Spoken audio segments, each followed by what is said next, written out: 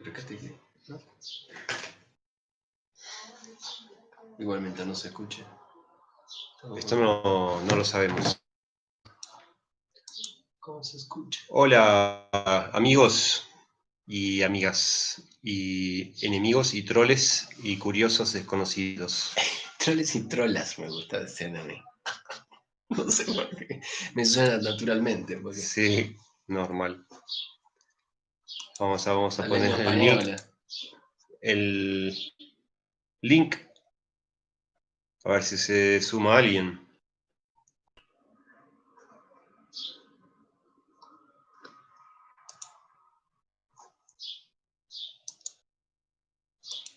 Ya lo vieron 6. Ahora es un nuevo link y ahora voy a quitar este mensaje.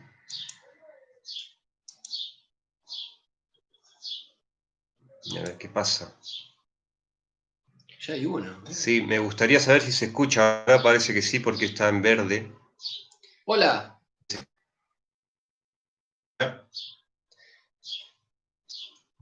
Uno.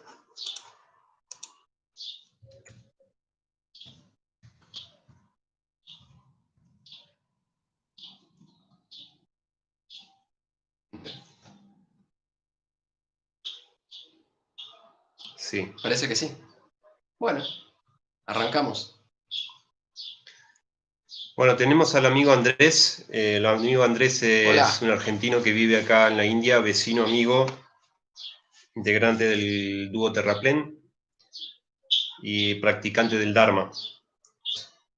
Buenos días, buenas tardes, buenas noches. Donde sea y cuando sea que estén. Antes tuvimos un problema que ahora vamos a empezar otra vez.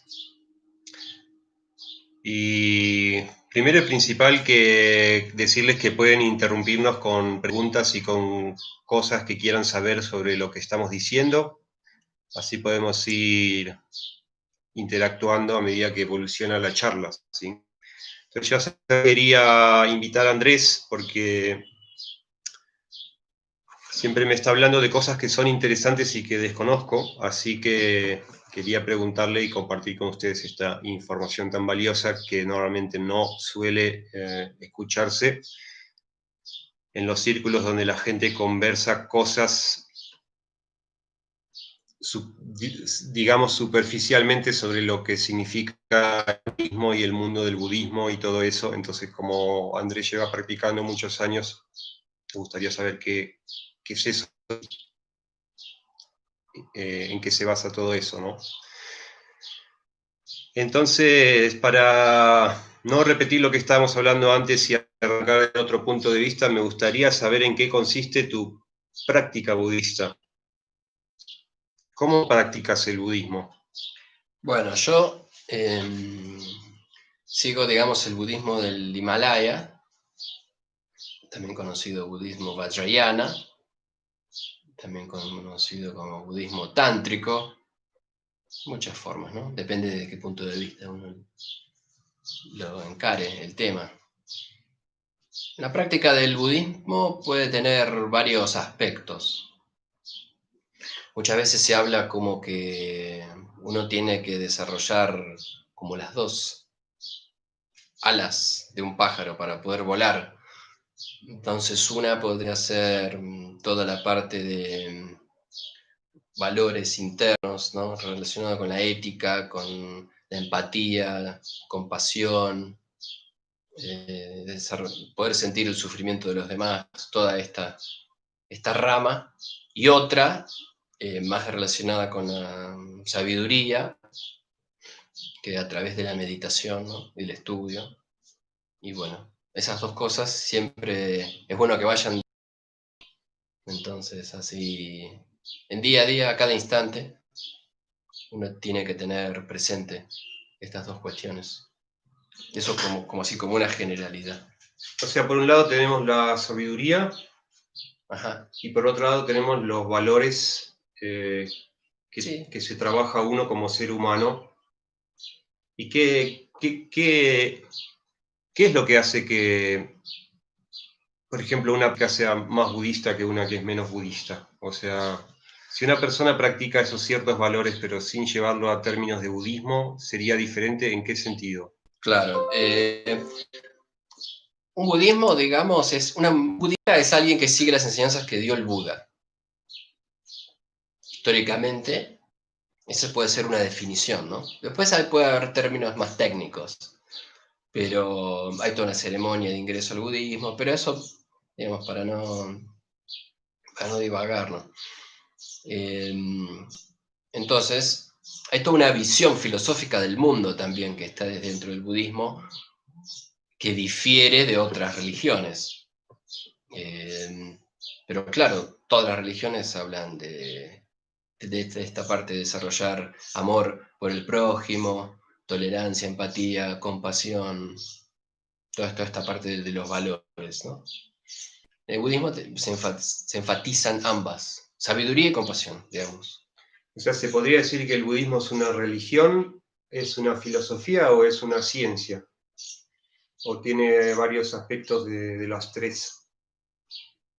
¿O también tiene aspectos que niegan en algunos puntos que sea alguna de las tres? Depende mucho de qué punto de vista se lo analice. Es claro que tiene elementos de una religión, de una filosofía, y es muy científico, entonces pudiera catalogarse como cualquiera de estas tres, o como las tres al mismo tiempo. Depende de cada persona en realidad.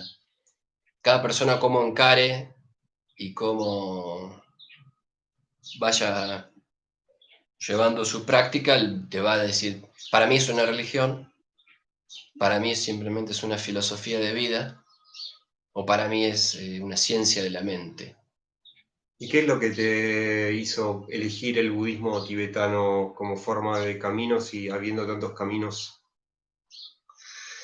Bueno, haciendo memoria. Primero, como el budismo, digamos, iba muy concreto, iba muy así derecho al, al hueso, iba así, bien a la raíz de la cuestión. Eh, Eso ya de entrada me llamó la atención. Y el budismo tibetano porque es muy amplio en todas sus prácticas. Uno puede ser, si quiere, monje, uno si quiere puede ser laico, uno si quiere puede estudiar la filosofía y los textos y hacer debates, uno si quiere puede tener una práctica ritualística, si eso le resuena, uno si quiere puede ser un yogi aislado en la montaña que practica meditación así de a nivel bien aislado, y es muy, muy rico en todos sus aspectos.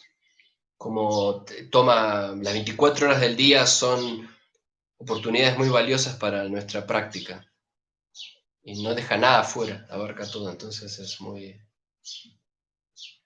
me llamó la atención a mí.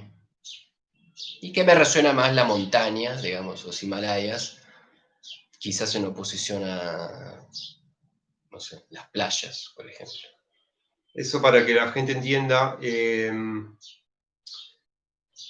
hay varios países budistas que son más del sur de Asia, como Birmania, Sri Lanka, Tailandia, ¿cuál otro? Vietnam, todo el sudeste asiático hay muchos. Varios países budistas y ellos practican el budismo Theravada. Y aquí en el norte de la India los tibetanos practican el budismo Mahayana, que son bien diferentes. De hecho, son extremadamente diferentes, según lo que tengo entendido.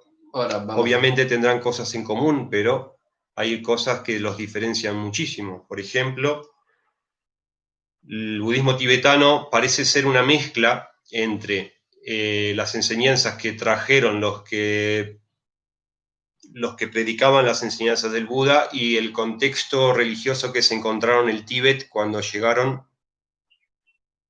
a predicar el budismo.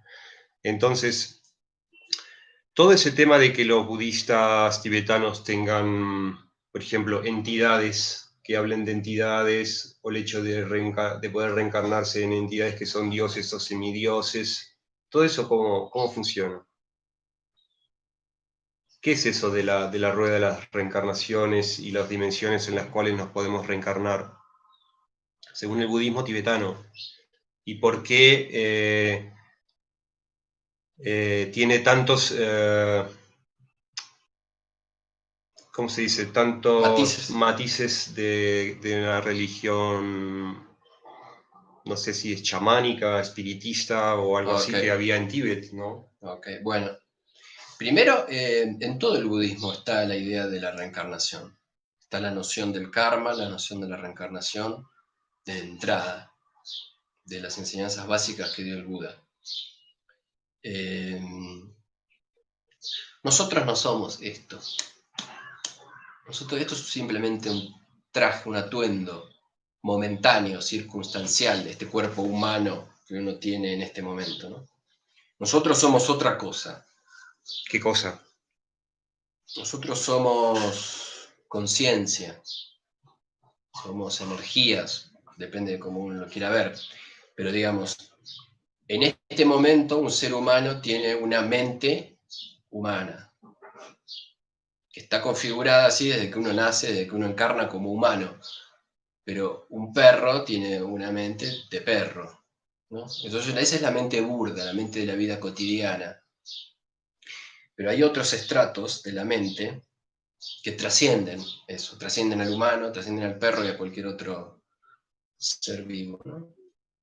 Entonces, esa parte de la conciencia o de la mente es en definitiva lo que encarna, reencarna, va y viene del ciclo este infinito de vidas llamado samsara. Que según el budismo es infinito, no tiene principio ni tiene final. Sí, es, digamos como una forma de interpretarlo, es un modelo, es una forma de analizar la vida, como uno la experimenta. Uno lo que puede hacer es salir del samsara. Entonces, según esta filosofía, ¿cuán real es la realidad que vivimos ahora? Qué buena pregunta. O si digo, porque si hay otros parámetros para medir la realidad, esa realidad tampoco tiene por qué ser lo único que hay, ¿verdad? Total. Entonces la pregunta venía por el tema de las reencarnaciones en dioses y semidioses que proponen los budistas. ¿Cómo vendría a ser eso? Nosotros, reitero, nosotros no somos esto. Nosotros vamos y venimos desde tiempos sin comienzos y hemos estado en todos los tipos de existencia que puede haber. Para el budismo hay 6 a nivel clásico. Los seres que están en los infiernos, los que son, podríamos decirle, espíritus hambrientos, animales, humanos, dioses y semidioses. Esos son los 6. O sea que si, por ejemplo, digamos que burdamente hablando yo me muero mañana y he tenido un karma lo suficientemente bueno como para adquirirme una buena reencarnación, puedo reencarnarme en un semidios. Si no va a ser consciente, ¿no? Ni vos, ni yo, ni todos los amigos que yo conozco, ninguno de nosotros ese proceso lo dirige de manera consciente. Es más, el impulso kármico nos lleva hacia donde nos tenga que llevar, ¿no? Para nosotros es como un apagón en el momento de la muerte. Es un blackout. No estamos conscientes de nada. Ni podemos recordarlo, además. Ni vos recordás ni yo recuerdo. Entonces, ¿cómo prueban, digamos, por llamarlo de una manera científicamente, que eso existe o que eso pasa de esa manera? Bueno, otra buena pregunta. ¿Científicamente O de cualquier o otra. de cualquier otra manera que ellos puedan explicar a la gente que eso existe y que sea? Lo primero es estudiar.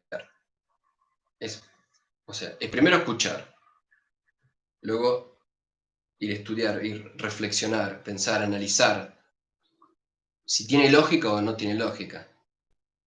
Y luego tratar de ponerlo en práctica. Bueno, eso como idea general. Lo concreto respecto de la reencarnación, Desde el punto de vista budista podemos decir que es al contrario en realidad la pregunta debiera ser. ¿Cómo puede ser que no haya? O sea, se me ocurre decir en este momento, la energía no se puede destruir, la energía no se puede crear, no se puede inventar, entonces hay toda una continuidad permanentemente de todo lo que vive. Nosotros percibimos como que algo se murió y desaparece, pero en realidad eso es arbitrario. Un animalito que muere, uno lo entierra, lo pone bajo tierra y después cree que desapareció. Pero no es así. Toda energía, toda materia se transforma, se degrada, se descompone, vuelve a la tierra los nutrientes y luego continúa su proceso. Entonces, así es también la reencarnación. O sea que por lógica, digamos que si el cuerpo no desaparece, sino que la biología y la materia del cuerpo se transforma en otras cosas de la tierra, por ende, la conciencia que acarrea ese animal, la inteligencia, las experiencias mentales, tampoco Desaparece. tienen por qué desaparecer. No Porque tendría no lógica. tienen a dónde irse. Entonces, deberían, por ende, transformarse en otra cosa, aunque no sea el mismo tipo de conciencia o aunque no sea la conciencia de la misma manera como la tenía ese pequeño animal o como la tiene uno antes de morirse. Con eso estoy completamente de acuerdo. A mí me hace rara la idea de que uno se muere y el cuerpo se transforma, pero la energía mental o la conciencia desaparece. O sea, es un poco raro, ¿no? Teniendo en cuenta que todo está y todo es y nada desaparece. La ciencia nos dice que nada desaparece. La ciencia oficial La occidental. ciencia oficial es energía, la energía no se puede crear ni destruir, todo se transforma, nada se pierde. Bueno, entonces, ¿cómo sería, digamos, si tuviéramos que imaginar algo que existe antes de la manifestación de la materia del universo que habitamos, tenga la forma que tenga, la naturaleza que sea? Antes de la manifestación de todo eso, ¿qué habría según el budismo? ¿Cuáles son los campos más lejanos a los que se ha llegado a describir según el budismo? ¿En el tiempo o en distancias? No, ni siquiera tiene por qué ser espacio-temporal, es como el director lo que crea la película, digamos. Vimos la película y detrás de la película, ¿qué hay? Según la filosofía budista. Para el budismo no hay ningún ente arbitrario que cree las cosas, ni que destruya, ni... La noción de Dios creador no hay Dios creador. No resiste análisis para el budismo. No resiste análisis. Entonces... O sea, no hay forma de que nadie lo pueda demostrar, de que existe un Dios creador. ¿Por qué alguien arbitrariamente o algo arbitrariamente diría esto va a ser así y no asá? Lo que pasa es que la idea del Dios creador con forma humana ya no es la única idea del Dios creador que existe. Pero bueno, más allá de eso, si tenemos la capacidad de reencarnarnos en dioses y semidioses, que son seres que son evolutivamente... evolutivamente no, son otro tipo de seres que están en otras frecuencias o en otras dimensiones o en esta misma, pero están en otra vibración. Hay la posibilidad de que dentro de ese mundo de dioses y semidioses también haya creación de realidades, por ejemplo esta, y que esta realidad pueda ser la creación de un campo donde existen dioses y semidioses que somos nosotros que nos podemos reencarnar. Tenemos que ponernos de acuerdo en qué entendemos por el término creación. Es fundamental eso. A ver. Porque claro, uno dice... A ver si la cámara me toma. Es una forma de expresarse, en realidad. ¿Por qué? Porque no hubo un instante inicial en el que no hubiera absolutamente nada, y luego un instante siguiente apareció el teléfono y se creó así. O sea que digamos que para...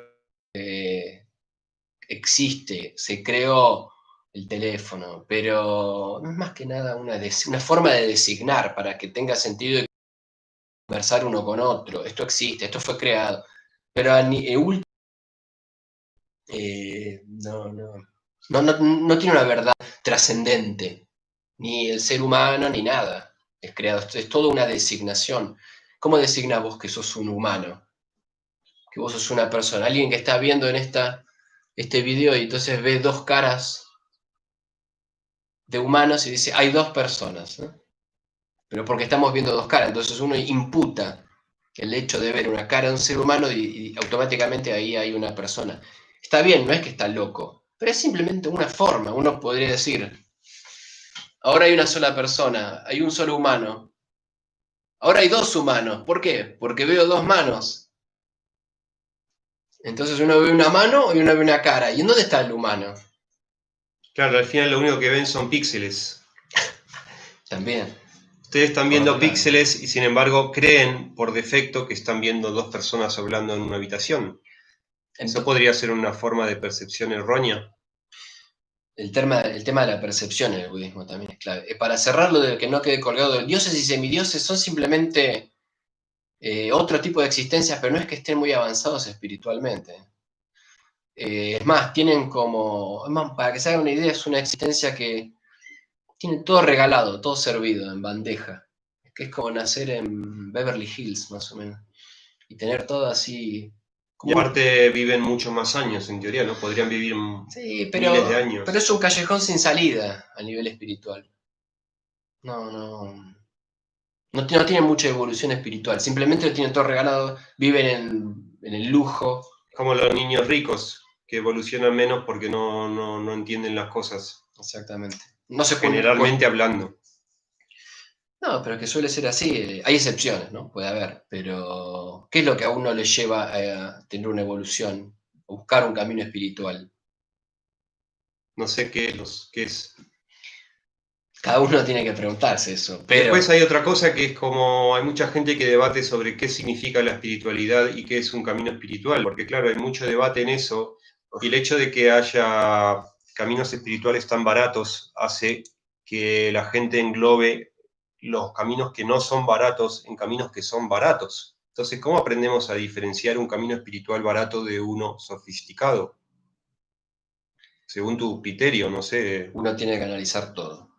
Uno tiene que tratar de estar abierto, tratar de escuchar qué es lo que resuena, qué es lo que no me resuena, tratar de investigar un poco de qué tratan las personas, cómo son. No es tan fácil así. Uno puede ver hoy en día en internet de todo. Y es fácil que te vendan un verso también. Porque hay intenciones muy variadas dentro de los... Bueno, todo esto Andrés a veces se va y a la montaña, a Nepal, al medio del Himalaya, a vivir en una cueva no sé cuántos meses, a hacer sus prácticas con personas que según él están muy altas en el camino de la conciencia. Entonces yo quiero saber qué hace cuando va ahí, o sea, qué practica, se sienta, practica, cómo es su práctica, por qué le da autoridad a esos profesores o maestros que tienen para que le enseñen su camino, todas esas cosas que normalmente los que estamos aquí somos bastante escépticos, que no me incluyo porque también tengo muchos años en India y practicado budismo y tal, pero quiero escuchar algo que le explique a las personas por qué las concepciones que tienen en Occidente sobre el budismo muchas veces son tan equivocadas. Puede ser porque uno idealiza, ¿no? O lo contrario, porque es muy fácil decir todos los budistas son unos religiosos enfermos y son lo mismo que los cristianos y los judíos Puede y haber de todo. Sí. es cosas que suelo escuchar, ¿no? Entonces, ¿cómo son tus prácticas cuando te vas a meditar a la montaña? Hacer eso. En el budismo se hace hincapié en la meditación, ¿no? Entonces, muchas veces, un ambiente conducente ayuda. Estar en silencio, idealmente, ¿no? Estar con la naturaleza, estar con uno mismo, estar como, digamos, aislado por un periodo de cierto tiempo. Esas son condiciones, son ambientes conducentes, pero no es lo único. No quiere decir que si uno vive en una gran ciudad ya está sonado y no puede practicar. No, bajo ningún punto de vista. Yo lo hago en particular porque me resuena la montaña, estar en soledad, practicar meditación, Pero eso va mucho en el gusto personal de cada uno. Entonces, lo que sí es importante es practicar meditación en donde sea que uno esté. Si uno vive en una gran ciudad o en el campo, es lo mismo. La mente la llevamos a donde quiera que uno vaya. Nuestra mente humana confundida de este momento la llevamos a donde sea. Uno esté en el Himalaya, alto en la montaña, o en una gran ciudad, siempre nos acompaña. Entonces tenemos que saber tratar, tenemos que saber observar, tenemos que estudiar para ver cómo es que se comporta la mente. Y el budismo tibetano se encarga de fragmentar todas las formas en las que funciona la mente para que la puedas entender de una manera quirúrgica, por decirlo así, ¿no? Se dice que el Buda era un cirujano de la psicología. Pero ¿cómo son las prácticas? O sea, ¿qué haces? ¿Te sentás una hora? ¿Qué haces cuando meditas, cuando practicas? Bueno, también es importante destacar que hoy en día dentro del término meditación se engloban muchas prácticas. Por ejemplo, visualizaciones. Por ejemplo, el término meditar puede ser una meditación analítica. Dice, andá y medita respecto de este tema, ¿no? Una frase. Es otra, es como una reflexión, un análisis, un estudio. Otro tipo de meditaciones es, que en realidad es lo más habitual quizás hoy en día, es de observar la respiración. Puede ser shamatha, puede ser vipassana.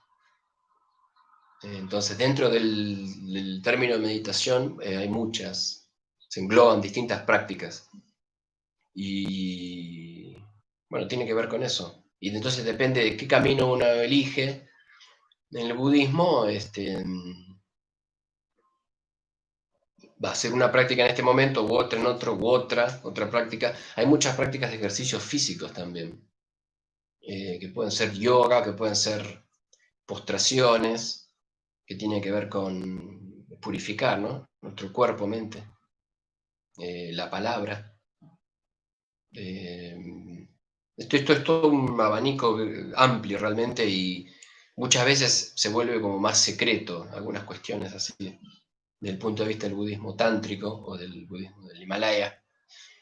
Tiene que ver con la relación con tu maestro, que haya una genuina devoción. Es como que hay muchas capas, ¿no? En el camino de ¿El uno. ser monje tibetano te garantiza ser una persona espiritual destinada hacia la iluminación? O sea, ¿todos los monjes están destinados a iluminarse? ¿Tú qué piensas? Estar destinado a iluminarse, yo creo Sí, que digamos que tienen más posibilidades por ser monjes de iluminarse que uno que no lo es.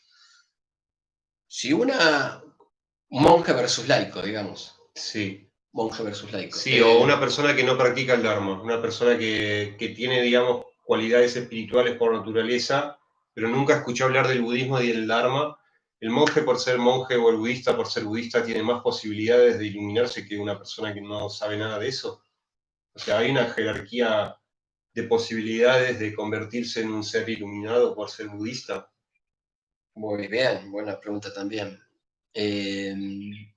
Digamos, ¿qué quiere decir ser iluminado o estar iluminado? Bueno, pues, ¿qué significa la iluminación? Vamos a por fin abarcar esta maravillosa respuesta de qué significa el despertar, muchachos. Despertar de la conciencia. Eso, ahí vamos. ¿Qué significa el despertar de la conciencia para un practicante de budismo, que son los que hablan del despertar de la conciencia? Y de hecho Buda significa despierto, no es el nombre de una persona. Buda significa el que ha despertado su conciencia. Correcto. En pocas palabras, el Buda descubrió, como dijimos, que nuestra percepción está errónea. Entonces, la iluminación trata de corregir ese error, de subsanar, de enmendar esa percepción errónea. Entonces, una persona completamente despierta ve las cosas tal cual y como son. ¿Y cómo son? Bueno, ahí está. No es tan fácil. Son impermanentes. Eso es una de las verdades inmutables del budismo. Se dice que la única cosa que nunca cambia es la naturaleza de la impermanencia de los fenómenos. ¿Estamos de acuerdo? Todo cambia. Todo cambia menos la idea de que todo cambia, por decirlo así. Correcto. Pero, ¿Qué otra cosa? o sea, no, es un tema muy, muy avanzado. Bueno, Un somos estado, personas más o menos, estamos por acá, un estado completo, incluso emocional, ¿no? sí, pero trasciende todo tipo de intelecto, de lógica, o sea, la experiencia directa de un fenómeno trasciende la palabra hablada. Espera un cachito que ¿Hay preguntas? no está conectándose ahí. Tenemos preguntas, mira. Alguien No, preguntó. pero vamos a acabar el tema del despertar. Ahora podemos seguir, mira. Decíamos, nosotros en este momento no tenemos una percepción errónea. Ahí de vuelta está cortado. Bueno, no significa que porque está ese cartel, a veces Bueno, sí se mantiene mucho tiempo, sí, pero si no, seguimos. Lo que nosotros podemos hacer, vayamos pregunta por pregunta, porque si no hay muchas preguntas que quedan sin responder. Bueno, Y vamos a estar perdiendo sí, sí. televidentes. No, bueno, podemos hacer más vídeos. Esto es tan solo un comienzo. Entonces, una persona puede ser espiritual o no, depende de qué conexión tenga con el todo. Lo que yo entiendo por término espiritual sería es como que tratar de dejar de pensar tanto en uno mismo y tratar de pensar en todo y en todos los que nos rodean, incluyendo el universo, el planeta Tierra, todo tipo de ser vivo o O no vivo. sea, una de las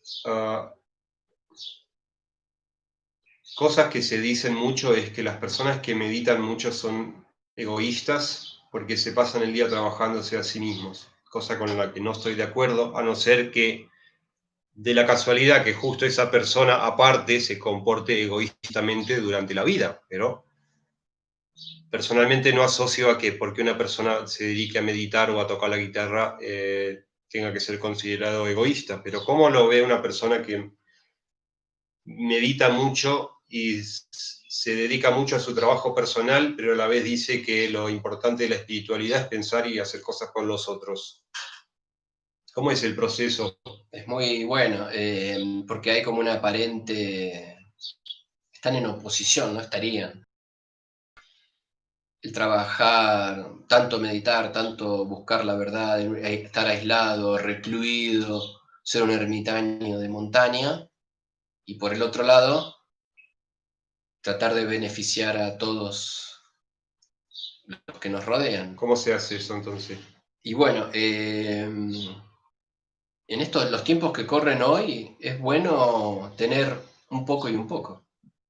¿Cómo ir realizando acciones a medida que uno se trabaja? Sí, hacer periodos, hacer retiros, 3 meses, 6 meses, un año o lo que fuere, y luego, después de un tiempo, quizás volver a la sociedad y ver cómo uno está, chequear, compartir. ¿Crees que es más útil trabajarse y después ayudar a los otros o intentar ayudar a los otros desde la ignorancia? O sea, desde la ignorancia me refiero no haber profundizado mucho en la autoobservación, por lo tanto, realizar actos que uno cree que son conscientes, pero en realidad son impulsados por el motor que lleva la mente misma que funciona sola sin que realmente nos paremos a observarla, ¿no? Y va en cada uno eso. Realmente es un tema muy personal. Lo que yo creo, y en el budismo es importante hablar del término ayuda. Es ayudar, pero ¿ayudar en qué? ¿O a qué?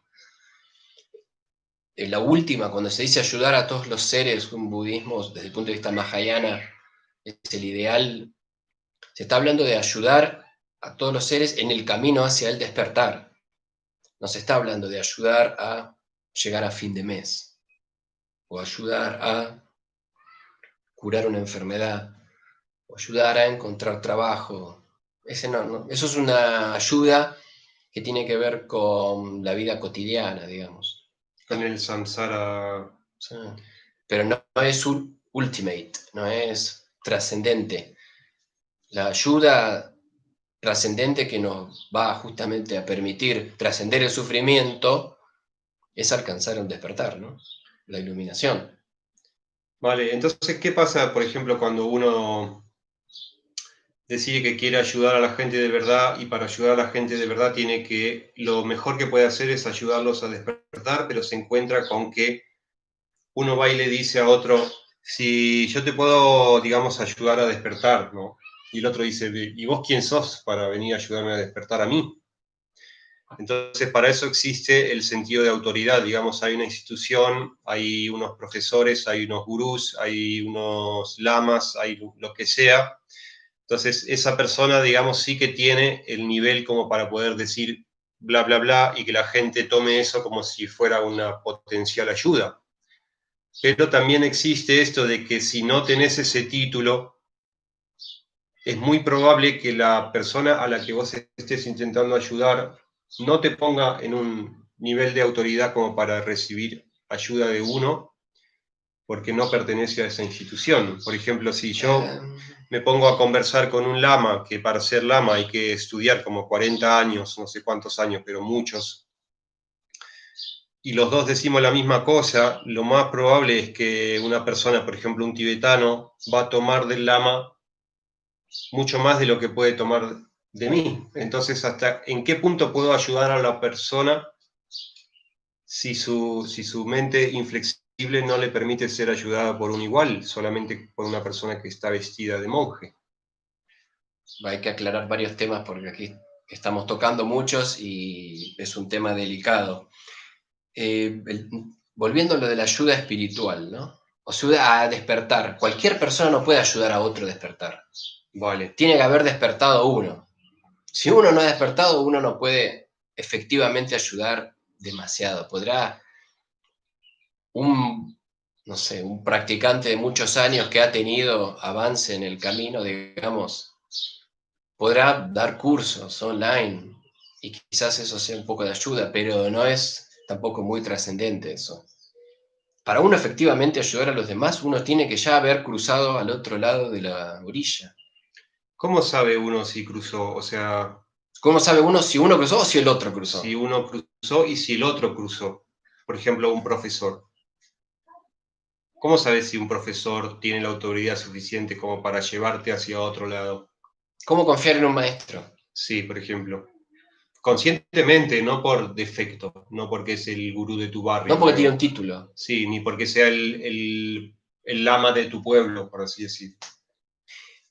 Absolutamente siempre ha sido así desde que el Buda vivió y sigue siendo así en este momento. Hay que investigar, no hay que tener fe ciega. Hay que chequear el comportamiento de las personas, que sea coherente lo que uno dice, lo que uno hace y lo que uno piensa. Entonces no es tan fácil el tema encontrar un gurú, no es que algo que sucede así en 5 minutos porque uno está googleando en internet y me gustó la foto de este lama, que es un viejito adorable. No, no funciona así. Uno tiene que estar mucho tiempo investigando primero y estar convencido de que esa persona a mí me puede ayudar porque sabe más que yo, porque tiene experiencia en la vida, porque ha trabajado sobre sí mismo, sobre sus aflicciones mentales y es mejor persona que lo que yo soy. A mí me inspira emularlo, ser como él algún día. Entonces yo lo tomo como maestro porque veo que es mejor que yo, está más avanzado que yo. No sé si está full, completo en el destino final, pero por lo menos está más avanzado que yo. Entonces a mí ya me sirve para eso. El otro tema es que desde desde donde estamos nosotros en este momento, no podemos ver realmente todo el panorama, todo el espectro.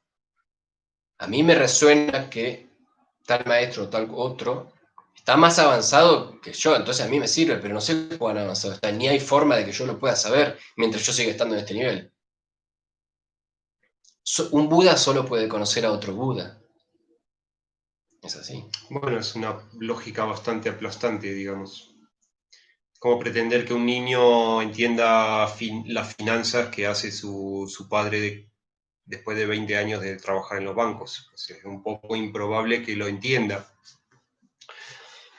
Eso es una lógica. Entonces es un proceso que lleva mucho tiempo pero que, digamos, momentáneamente uno puede, en mi ciudad hay una persona que da una charla sobre budismo. Bueno, voy y lo escucho y veo qué dice. Después contrasto con un libro, o contrasto con lo que se dice en internet, o contrasto con lo que dice otra persona de budismo de otra rama, de otra escuela, de otro vehículo. Entonces así uno puede ir viendo un montón de cosas. Y con el tiempo, si a uno le interesa seguir un camino espiritual, uno se da cuenta. Es natural, en realidad. Son cuestiones que... Vale, ¿cuántos años llevas con todo esto desde que empezaste a practicar el Dharma? Bueno, yo vine a la India primero en el año 2012, un mes nomás, sobre todo al norte, la India y Nepal. Ahí ya me interesaba el budismo, ya había leído varias cosas. Luego volví a la Argentina y fui a un centro de Dharma y luego en el año 2014, hace 6 años, vine aquí al norte de la India con la idea de convertirme en budista y practicar hasta lo que sea, hasta lo que tenga que ser. Así que bueno, Bueno, unos años. para esto vamos, ahora que se sumó un poquito de gente nueva y tal, vamos a hacer un mapa descriptivo, un contexto de lo que estamos hablando. Al parecer hubo un personaje en el año 500 a.C. que se llamaba Siddhartha Gautama y era de la familia de los Sakyas. Era un príncipe que tenía todo tipo de lujos. A los 29 años se dio cuenta de que todo fuera de su palacio era una mierda, era una injusticia, era un sufrimiento total, él nunca lo había vivido, entonces decidió salir a conocer el mundo para calmar ese sufrimiento. Estuvo 6 años probando todo tipo de prácticas extremistas y de todo, y a los 35 años encontró el camino medio, se iluminó y a partir de ahí empezó a enseñar a la gente su doctrina o Enseña descubrimiento. sus enseñanzas. No solamente se despertó y ya sabía todo, no. A partir de ese momento, hasta los 80 años, los siguientes 45 años, él estuvo dando sermones. Esto es lo que dice la historia, digamos. Ha estado dando sermones a personas individuales y a cada una le dio un sermón adecuado a su problemática. Entonces, después de 45 años, dio 80.000 sermones y a partir de esos 80.000 sermones, 200 años después de que... Y vivió. Sí, de su vida, de su muerte, no sé qué, las personas empezaron a recopilar todos esos datos y empezaron a escribir los libros primeros sobre budismo y sobre Buda. Entonces hay un lapso de 200 años entre los sermones y el budismo escrito. A partir de ahí hubo un montón de practicantes, maestros que han ido escribiendo y escribiendo y se han formado diferentes filosofías y ha habido diferentes ramas y ha habido miles de libros escritos sobre budismo, sobre Buda, sobre budistas también, y se han creado diferentes ramas. Una de esas ramas se ha ido para países del sureste asiático, Birmania, Camboya, Sri Lanka, Lanka, Tailandia, Tailandia, todo eso. Y otro se ha ido para el lado del norte de la India, Nepal y Tíbet. ¿Vale? China y Japón, Corea también. China, Japón, Corea, todo eso. Bueno, pero son muy diferentes el budismo japonés del budismo Theravada del sudeste asiático, del budismo Mahayana de Tíbet. Entonces, una de las cosas que a mí me gustaba saber era cómo llegó el budismo a Tíbet, porque Tíbet es una zona que está en las altas montañas. Para llegar a Tíbet hay que pasar una cordillera entera y llegas a un sitio que solo viven personas que están ahí hace miles de años y que nunca antes habían tenido contacto con el mundo exterior de Tíbet. De hecho, a mí una tibetana natural de Tíbet, una pastora del campo, me decía que cuando ella era chiquita, ellos no sabían cómo era el mundo. Para ellos estaba China, estaba India y no existía nada más. O sea, no tenían ni idea de cómo era en ese momento la concepción del mundo esférico como lo enseñaban, aunque para mí, para no, todos nosotros que estamos en el chat ya no es así, pero ellos ni siquiera sabían cuál era la concepción del mundo. Entonces llega el budismo a Tíbet ¿Cómo llega el budismo a Tíbet y por qué Tíbet se hace budista cuando en realidad tenían otra religión y qué religión tenían? Bueno, en el siglo VII u VIII de nuestra era, más o menos. O sea, 800 años después de la vida del Buda Sakyamuni. No. 500 años hasta llegar al año 1. 1300 años después. 1300 años después de la vida del Buda Sakyamuni. Correcto. Llega al Tíbet. ¿Por qué? ¿Quién llega al Porque Tíbet? el rey. No, el rey se interesó. El budismo ya estaba en China para ese entonces. Y el rey del Tíbet le interesó las enseñanzas, empezó a escuchar y entonces dijo, bueno, que venga alguien que sepa. Tenían una religión, el Bön. El Bön era una religión en tanto animista o que tenía ciertos elementos similares en algún punto. Tampoco se sabe cuál es el origen de esta religión y si tiene más de 1300 años. Sí, es toda una discusión que excede el alcance de la charla del momento. Está bien. Pero entonces, sí, la historia del Tíbet es rara, ¿no? Tampoco se sabe bien, hace 2000 años no se sabe bien quiénes estaban en el Tíbet. Es medio extraño. Se empieza a saber hace más o menos 1500 años atrás, o sea, en el siglo V de esta era, más o menos, qué había en el Tíbet. Eran medio salvajes, bastante así bárbaros, como de guerreros, ¿no? En el siglo VII ya. Incluso habían conquistado hasta Pekín. El imperio tibetano se extendía bastante en China y bastante en Pakistán también. Eran guerreros importantes. Eran chungos. Sí, eran bravos. Ahora están calmaditos. Llega el budismo, entonces,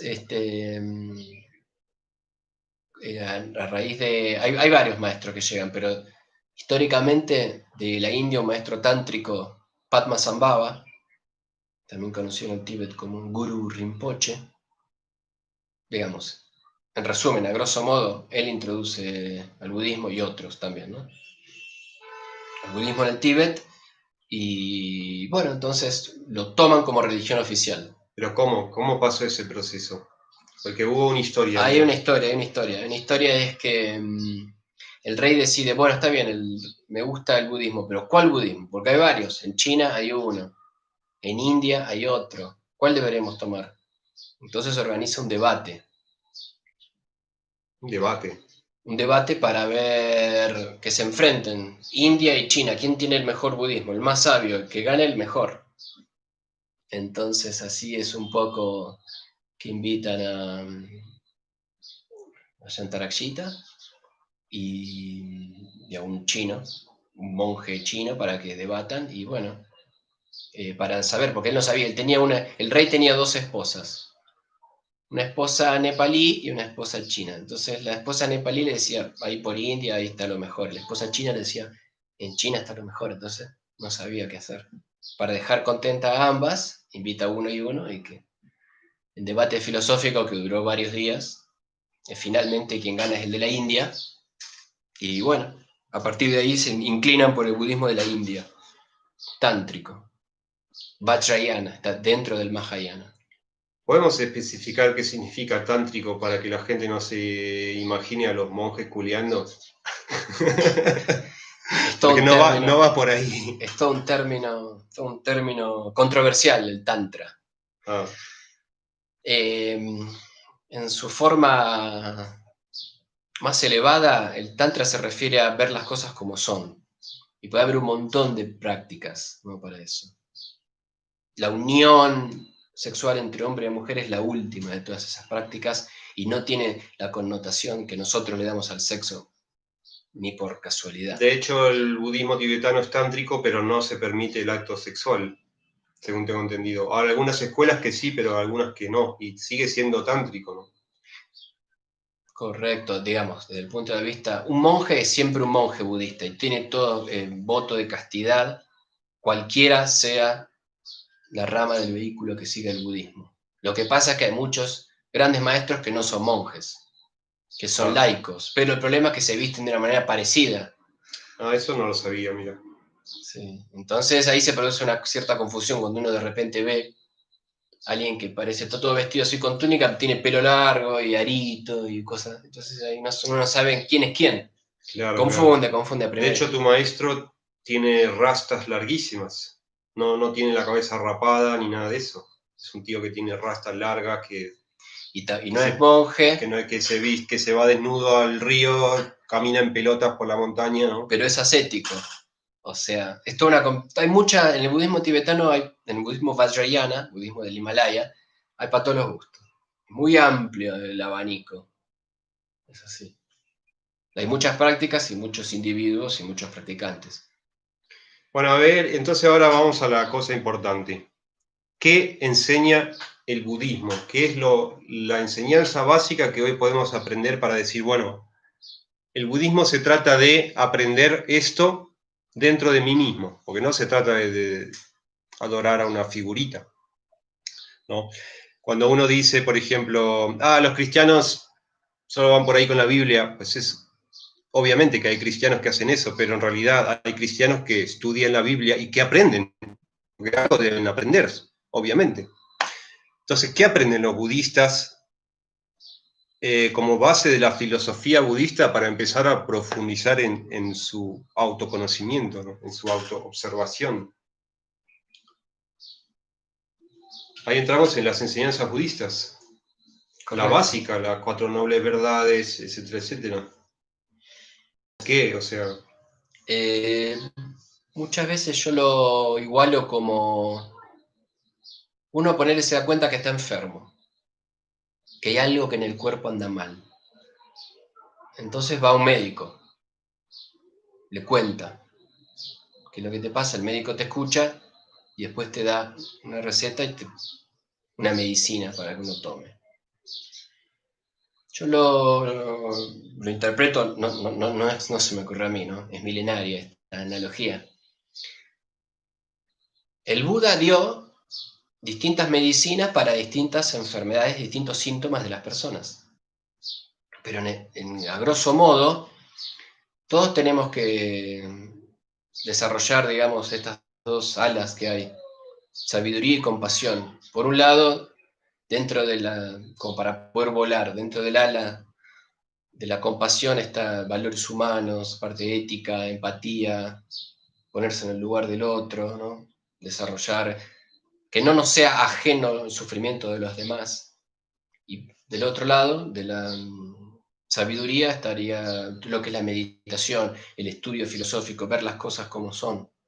Se necesitan ambas. Entonces, cualquier budista lo que tiene que hacer es trabajar sobre uno mismo. Así luego la sociedad mejora. Pero digamos, en la onda de budismo para todos, como que no va así la cosa. El budismo es para gente que se cansó de dar palos y palos, de chocarse siempre con la misma pared, de andar buscando la felicidad como una zanahoria inexistente que siempre va enfrente nuestro y siempre nos van corriendo el arco cada vez más y cada vez más. Es para gente que quiere realmente encontrar el porqué de las cosas, encontrar la verdad, dejar de sufrir, pero para todo eso requiere un gran trabajo sobre uno mismo. entonces, ¿qué es lo primero que te enseñan cuando uno va, por ejemplo, a aprender budismo? Y es difícil esa pregunta. Yo me acuerdo la primera vez que me senté en una enseñanza que habría 30, 40 personas, estaban hablando de algo que no sé ni en qué idioma estaban hablando, de súper elevadas, términos que nunca había escuchado. Claro, era en español, ¿no? En Buenos Aires. El budismo tiene un estilo que es así, hoy en día como está.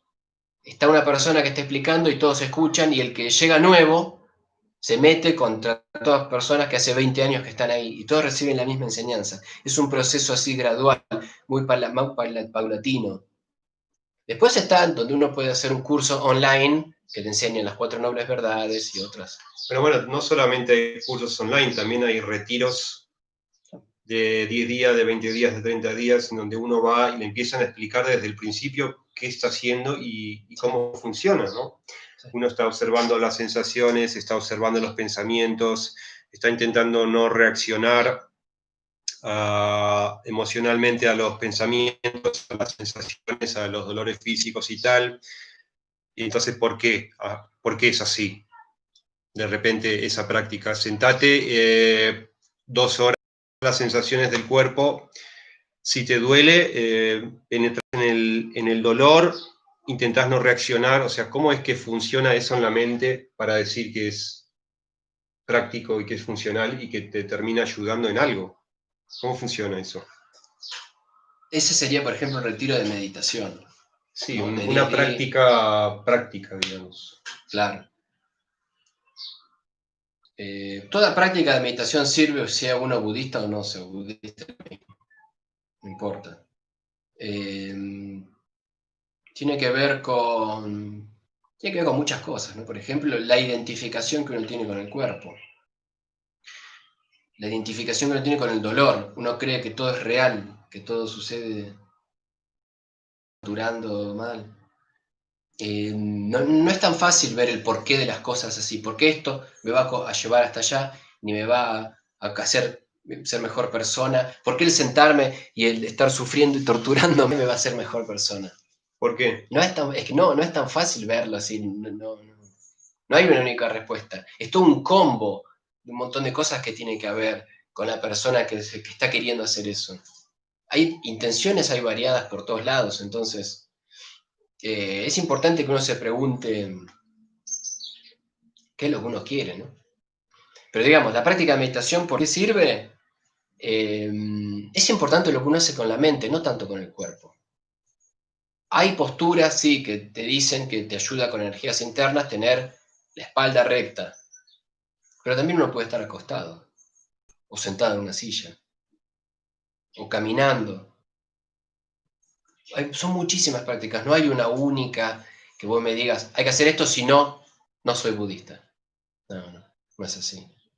Hay muchas y todas dependen, y lo importante es que uno puede ir y probar y tiene que hacer la experiencia uno mismo. En retiros de estar en silencio, por ejemplo, estar sentado. Tiene que ver con que la mente baje un poco las revoluciones y se calme. Entonces, ¿a dónde uno le presta atención cuando uno está sentado? Si uno le presta atención al calor, que estoy transpirando como un loco, que me duele el cuello, que me duele absolutamente todo. Si uno se concentra en eso, es peor, pero si uno intenta ver en dónde está el dolor, uno va a ver que luego, después de unos minutos, cambió, se fue para otro lado. Es como que ahí se dispersa. Y todo eso nos empieza a dar la idea de que en realidad todo es muy transitorio, todo es muy cambiante, todo va y viene. Entonces, está bueno ver eso. Se podría decir que identificarse con uno mismo es uno de los grandes dolores de la vida. Identificarse con uno mismo es uno de los grandes errores. Errores, porque si yo digo, por ejemplo, me duele un brazo, no es lo mismo que decir percibo dolor en este brazo. Hay una diferencia que te hace que surjan diferentes resultados a la hora de experimentar más o menos dolor en la vida. Totalmente. Es como que uno toma distancia y se vuelve un observador, incluso de uno mismo. Y eso está bueno, porque uno sale de su centro. Y uno se empieza a dar cuenta de que uno es mucho más amplio. La conciencia es abarcativa. Y no es que está solo así centrada acá en uno mismo. Entonces uno dice, me pasó a mí, aquel tiene la culpa de todos mis pesares y todos los boleros, ¿no? Los dramas. Claro. Entonces, Es mucho más interesante observar y decir, en aquella oportunidad yo percibí dolor debido a esto, tal o cual otro, pero uno siempre tiene que analizar las causas, ¿no? El porqué de las cosas, no es que me hacen a mí. Yo creo, yo lo percibo como que me hicieron mal a mí, desde afuera. Siempre de afuera viene el mal y todo a mí, ¿no? o sea que como conclusión, mientras más uno se identifica con los componentes que lo hacen, con las partes que lo componen, más sufrimiento potencial está destinado a experimentar. Tenemos toda una idea hacemos todo real. Nuestra mente convierte a todo real, a nuestro cuerpo, a nuestro ser, a nuestra mente, a nuestro espíritu. Entonces, sí, va todo en detrimento de la sabiduría. Es como cuando uno mira una peli, ¿no? Que se emociona y llora.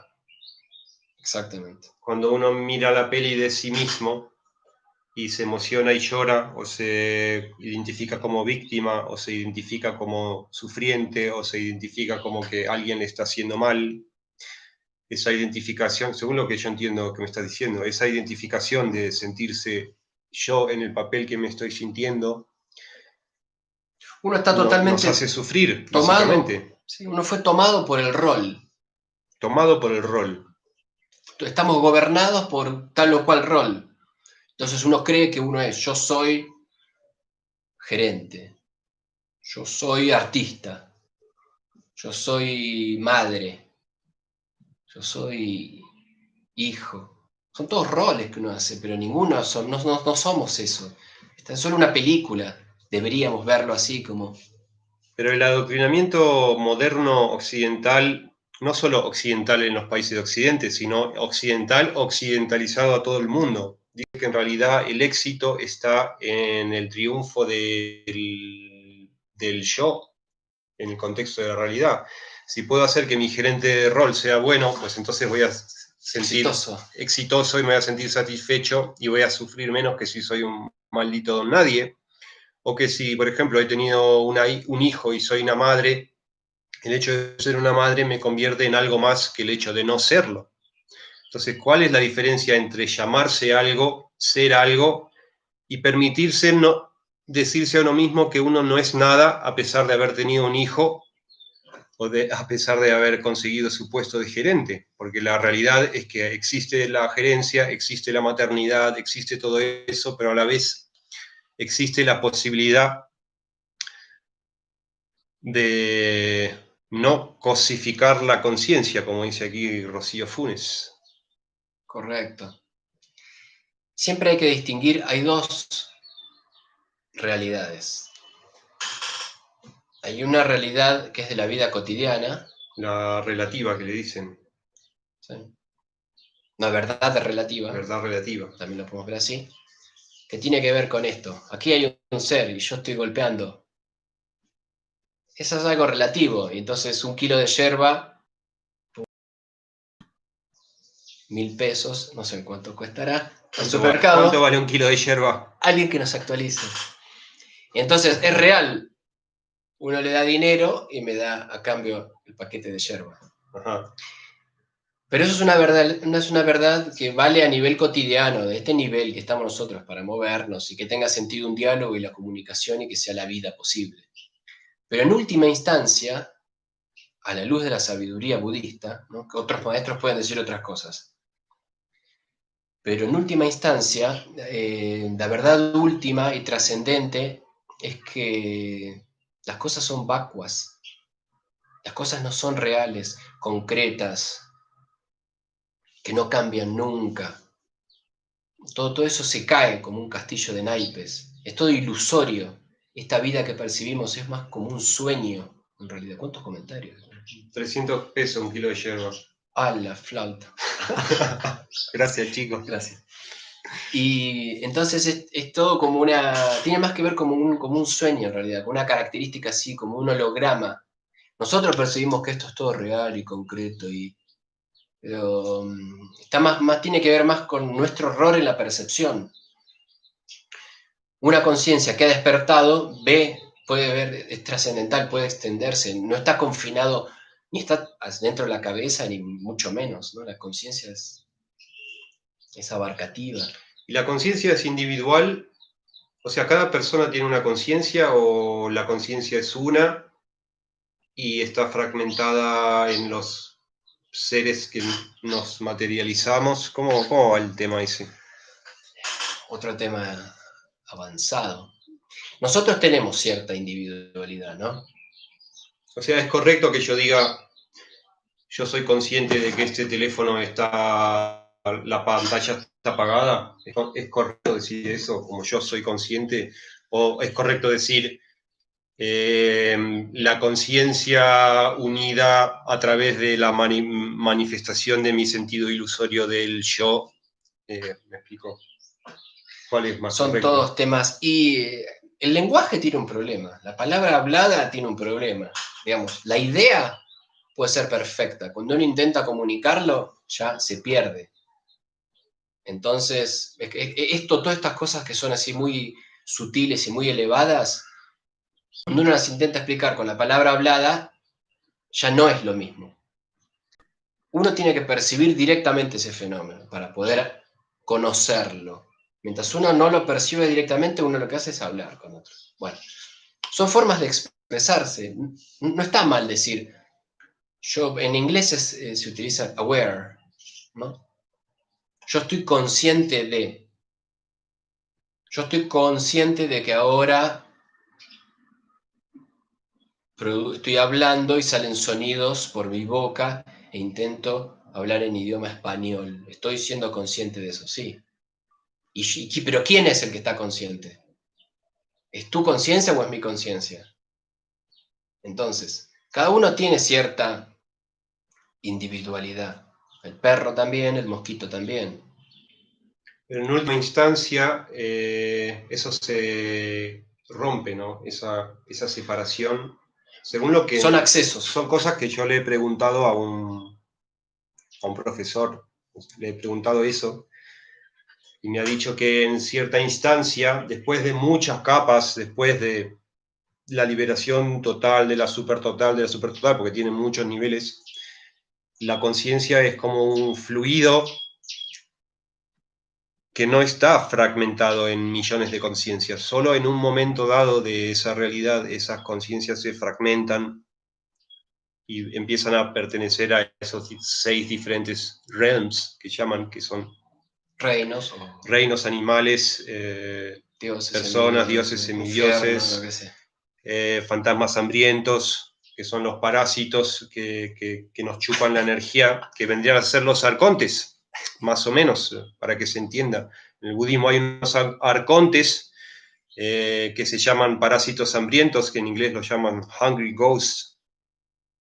Y uno, si es muy codicioso y muy tremendamente terrible, egoísta, insaciable en su vida, tiene muchas posibilidades de reencarnarse en un hungry ghost.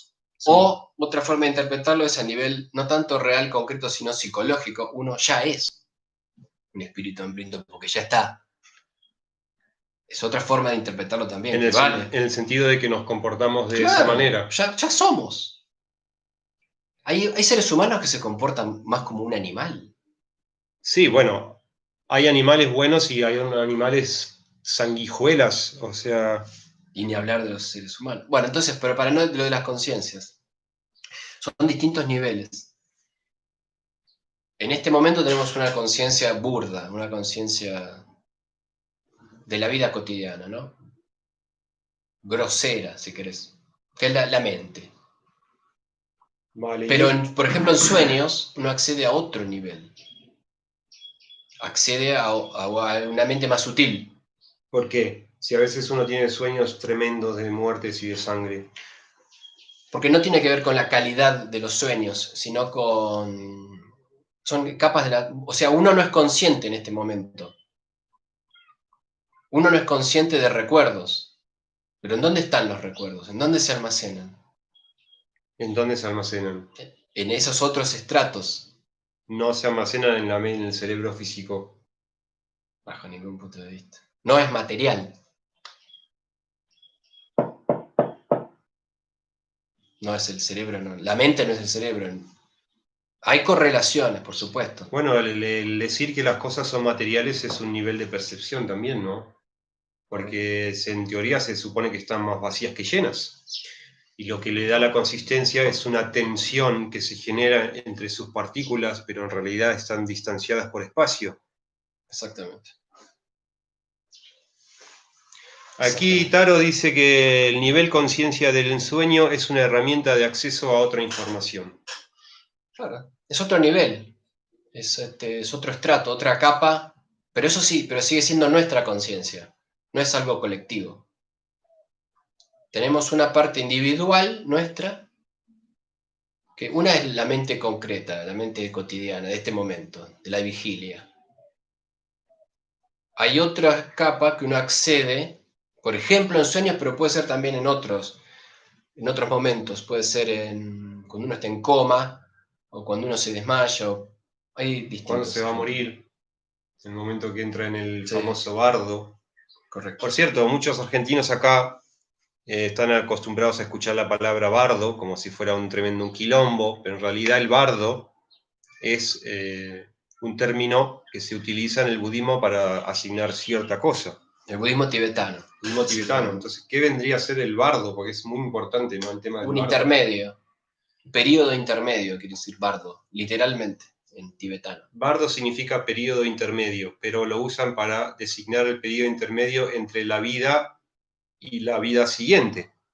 Sí. Así es. Parece ser que son varias semanas en las que esa parte de la mente que continúa... Ahora que tenemos preguntas, para no irnos, digo. Hay una... ¿No existe el ensueño colectivo? ¿Qué sería eso? Que todo el Yo mundo creo que es como que te sueña vas, lo mismo. no, que te vas a soñar y ahí entras en un sitio que no solamente es tu conciencia, sino que te puedes encontrar con otras conciencias.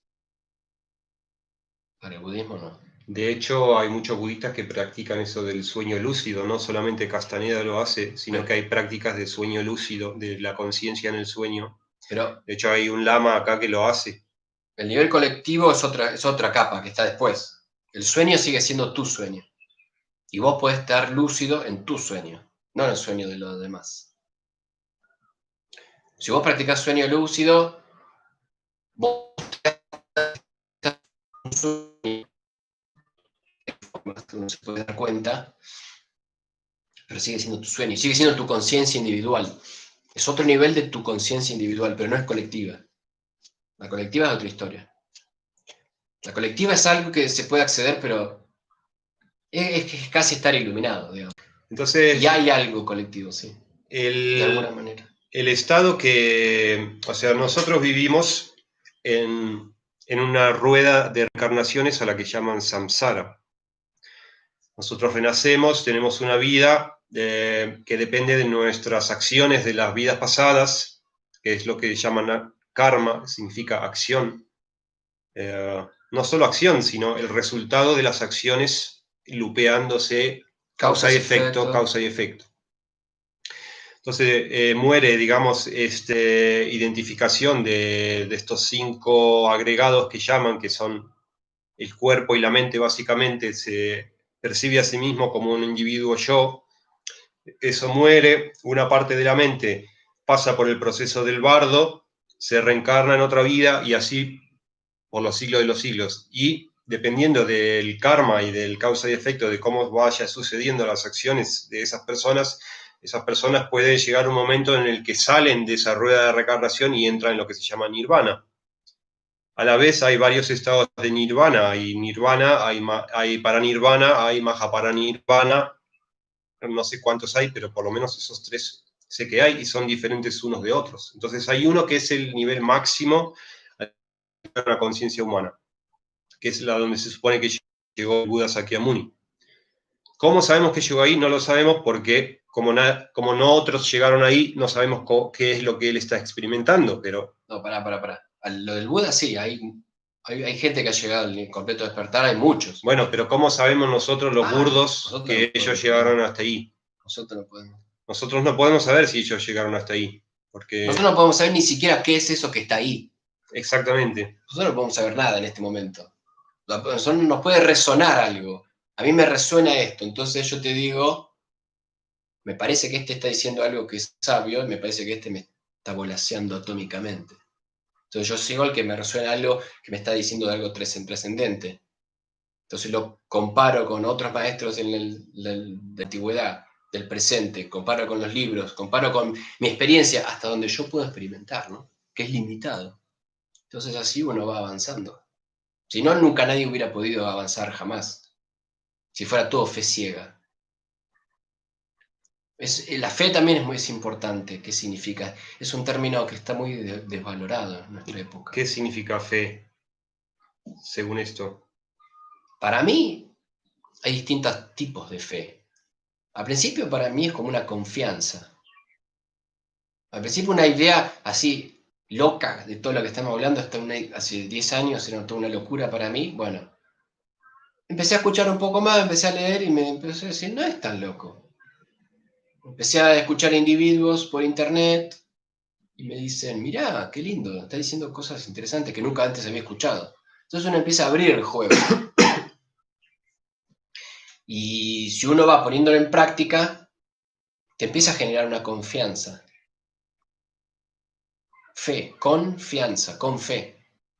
Tiene por ahí. Y después se va volviendo un motor, un impulso que te lleva a trascender todos los obstáculos que te aparecen en el camino. Es una fuente de inspiración, la vida de los demás, tratar de emularlos, todo eso. Después se vuelve una fe de convicción. Después una fe es inquebrantable. Son Después se distintos vuelve niveles. una certeza, Correcto. como progresión lógica, se vuelve una certeza. Sí, y tiene que estar acompañado de la práctica. Si no es tan solo un ejercicio intelectual, no sirve de mucho. Tiene que estar acompañado de la práctica. De que uno lo ponga en práctica. Si no, nunca vamos a tener certeza si no lo ponemos en práctica. No vamos a llegar a ese nivel. Entonces, para mí, ¿no? Preguntas de herramienta, acceso entre... Sí, es... Estás hablando del sueño acá, es decir, acceso a la información exclusiva nuestra nada más. Sí, correcto, sí, de vidas pasadas o de esta, o de cualquier otra. El tema con las vidas pasadas. A ver, hay muchas personas que dicen, tuve una experiencia de vida pasada. Sin embargo, teniendo en cuenta que son cosas que he ido pensando a lo largo de los años, porque al principio con el tema del New Age y tal, uno siempre quiere sentirse que es especial y que tiene acceso a las vidas pasadas y los otros no. Eso es una de las cosas que pasa mucho. Y después con la deducción de que, por ejemplo, no solamente existe el recuerdo de vidas pasadas, sino que también existe, digamos, la telepatía, existe el acceso a Predicciones. las predicciones y existen formas de acceder a experiencias que no son personales, que pueden ser cosas que están en el aire. Por ejemplo, muchas veces una persona tiene una idea y te das cuenta en internet enseguida que muchas personas tienen esa misma idea a la vez y antes no tenían esa idea. Entonces, eso de alguna manera muestra que hay conceptos, ideas o energías de pensamiento que están en el aire y que nosotros podemos captarlas y afinarnos con esas cosas. Entonces, ¿cómo aprendemos a diferenciar un recuerdo de vida pasada personal a otro tipo de experiencias que puede ser telepatía, conexión con una mente colectiva o cualquier otro tipo de experiencia mental y decir, esto es una vida pasada y esto me prueba a mí que existe la reencarnación? No, realmente es Que muy se difícil. usa mucho eso. Muy difícil eso. O sea, estás diciendo que no hay realmente manera de saber si se puede distinguir. Nosotros, no, yo no quiero decir que no, yo no digo eso. Yo digo que en el nivel en el que estamos nosotros, nosotros no podemos... Mirá, puede haber terapias de vidas pasadas, ¿no? Ponele. Lo que pasa es que... ¿Cuántas vidas pasadas ha habido? En teoría, infinitas. Por eso, entonces en las infinitas vidas hemos hecho absolutamente todas las barbaridades que se le puede ocurrir. O sea que, según el... Tenemos preguntas. Bueno, ahora vamos con eso. Según el tema de las vidas pasadas, según los budistas, todos hemos sido nuestra propia madre, en algún punto. Además en los 6 reinos. Sí, Porque todos uno hemos siempre sido yo fui Cleopatra. el perro que le acabamos de pegar una patada porque vino a atacar a mi perro, todos hemos sido ese perro. Todos hemos sido descuartizados, todos hemos sido descuartizadores, todos hemos estado en guerras, todos hemos sufrido hambruna, todos hemos muerto de 1000 formas diferentes. No solo en este mundo, en todos los mundos posibles. Además. Sí, Según el budismo tibetano, según lo que yo he hablado con el profe este que tengo, que voy, mientras que no haya nada que niegue la posibilidad de que pueda haber vida en otros planos, ellos no pueden descartar el hecho de que haya vida en otros planos, ya sean planos planos o planos redondos o planos etéreos. Entonces ellos creen que hay definitivamente la posibilidad de que hay vida de muchas maneras en posibles universos, a no ser que venga alguien y demuestre que eso no es posible. ¿Me equivoco? Bueno. Sigamos. Entonces ellos, digamos, creen en la vida alien, que no tiene por qué ser un planeta, etcétera, pero creen en la posibilidad de la vida alien, no solamente eso, sino que también creen que nosotros podemos, de hecho, reencarnar y tener diferentes tipos de vidas en otros planos. Entonces las formas de vida que hemos tenido hasta ahora son tan diversas que no podemos limitar a pensar que la conciencia que tenemos ahora es solamente humana, sino que es, en este momento se está manifestando en un ser humano, pero tenemos un reservorio de la conciencia que no es humano. Tenemos una parte de la conciencia que es lo que reencarna. Momentáneamente seas humano, entonces te queda otro fragmento que es conciencia humana. De hoy soy yo aquí, Andrés. Después esto va y reencarna aquí y se vuelve... Entonces, no son memorias. En esa parte de la conciencia que no es humana, que es lo que reencarna. Todo el saldo de la cuenta bancaria del karma está acumulado ahí. Y también esas experiencias. ¿Qué tal al respecto de la reencarnación? Tengo entendido que se da por sentada más allá del acuerdo consciente de creer o no en ella, es decir, es inherente a la conciencia misma. O sea que si aunque te la creas o no, la reencarnación existe, no depende de que te la creas. Eso lo tiene que verificar cada uno.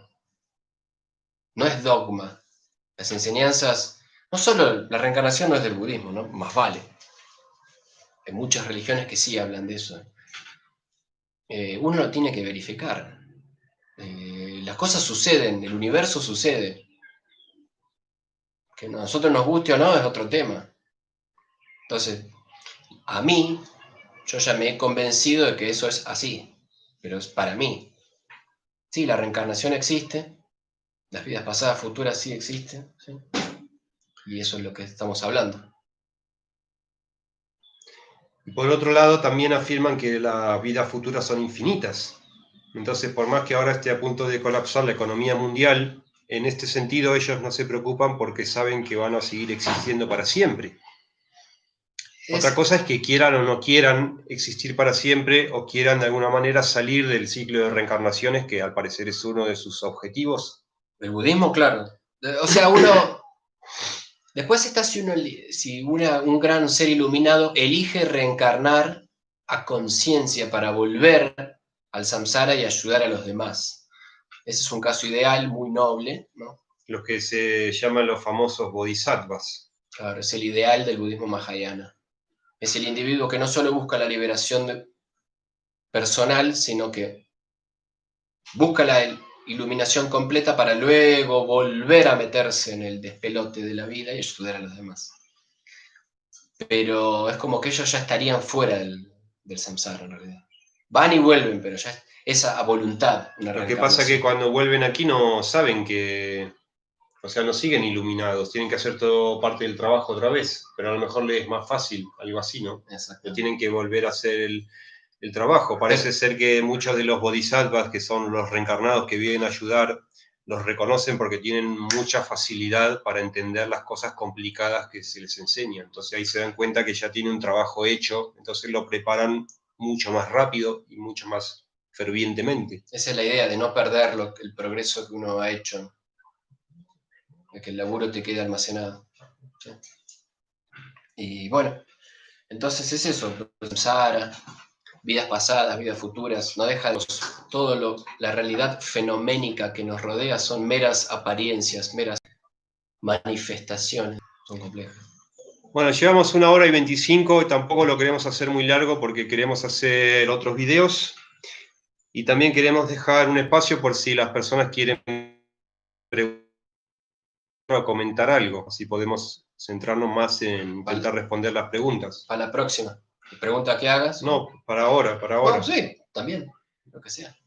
Pero ya están todos dormidos, me parece. No, estos están ahí. ¿Están despiertos? Sí, están boludeando en el chat. No es por... Menospreciar. Ya saben que muchas veces me meto al chat a boludear. Muy bien. Y me encanta. Excelente. De hecho, a veces hacemos este tipo de cosas en privado bueno. con los colegas. Todos estos que están acá son colegas. Fantástico. Aprovechen para preguntar, porque supongo que alguna pregunta surgirá, ¿no? Pero han hecho... De cualquier cosa, le pueden preguntar cualquier cosa a Andrés, de la Tierra plana, de lo que es, qué piensa de las élites, cualquier cosa él sabe responder. De hecho... Yo no es que sepa, que yo respondo. No es que sepa, pero es una de las pocas personas que he visto de los últimos meses que se ha encargado de difundir, de intentar llegar a la verdad de lo que está pasando con el tema de la pandemia y difundir a la gente enfrentándose a las cabezas más bizarras pro sistema y más estupidizadas a las que yo ya desisto completamente. Y él sigue haciendo ese trabajo de intentar abrir cabezas a pesar de necesitar una brelata con motor de prensa mecánico con presión de 1000 amperios. ¿Me explico? Así que hay un trabajo ahí, no solamente hay meditar e irse a la montaña, sino que hay un trabajo de concientización. Para mí todo está relacionado. Entonces, ¿qué demonios está pasando? Dice. ¿Respecto de la pandemia? Pues ya te respondió. ¿O respecto de qué? Me refiero a cuál es el plan. ¿Cuál es el plan? Y yo yo repito lo que escucho, ¿no? Por supuesto, ya no es que yo... No, pero de lo que te parece lógico, digamos. Un alto porcentaje de verdad. Hay un enfrentamiento, está viendo un enfrentamiento entre facciones de los poderosos del mundo, por un lado. Entre facciones de los poderosos del mundo, por un lado. Que ponen a distintos presidentes o distintos personajes en el mundo para tratar de hackear a los grandes, ¿no? La élite, superélite mundial. Por un lado. Y por otro lado está que cada vez la gente, esta élite quiere cada vez controlar más a la gente, al pueblo. A través de la vacuna, nanotecnología, desinformación. Y está habiendo un quiebre, desinformación. Y está habiendo un quiebre, se ha agotado. El mundo es finito la energía, está todo colapsado a nivel energético. Cada uno de nosotros consume cualquier cantidad de energía y ya no da el planeta. La energía no se puede crear.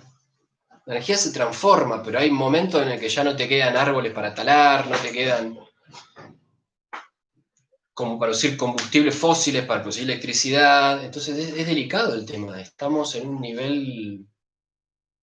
Se está agotando energético y también se está agotando el modelo. Está habiendo un quiebre de modelo, un agotamiento de modelo. Y eso es lo que yo creo. Entonces son muchas cosas que están todas interrelacionadas entre sí. Entonces no es tan fácil decir, está pasando esto nada más, y ya. Hay muchas cosas que están relacionadas entre sí, todo está relacionado. El ser humano que ya no... Hay muchas cosas que están relacionadas entre sí, todo está relacionado.